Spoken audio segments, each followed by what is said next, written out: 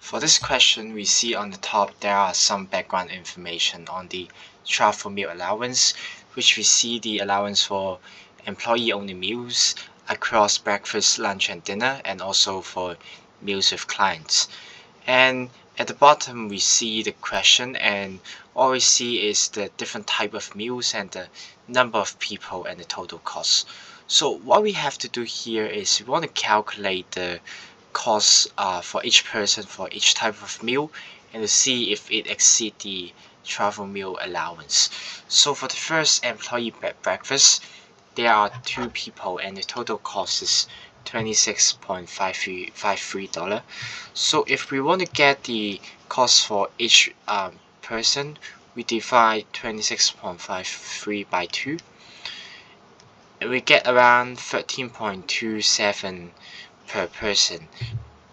If you take a look at the background information on the top, we only see the allowance for employee only meals for breakfast is $12, which in this case the employee breakfast exceed the allowance. So it would be a not approved in this case because we have here 13.27 exceeding the allowance for $12 per person. Now if we move on to the next person, we see Bella has employee breakfast, lunch, and dinner. So for the average cost of employee breakfast, we divide 30.68 over 3. We get around 10.22.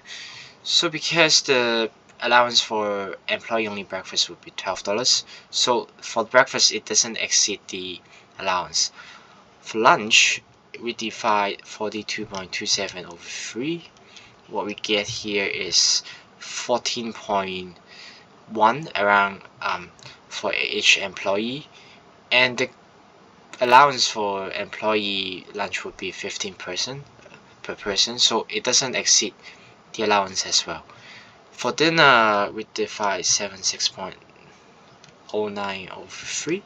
What we get here is around 25.4, and the allowance for it would be 28 per person, so it also doesn't exceed the allowance. So because all 3 meals is also within the allowance, this would be an approval.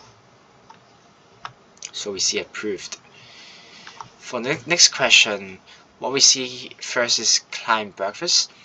Client breakfast, total we have 119 and 78 divide over 6 person.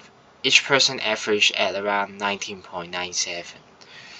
For breakfast with client, the allowance will be $20. So the cost is just below the allowance, but again it's below the allowance, so it's alright.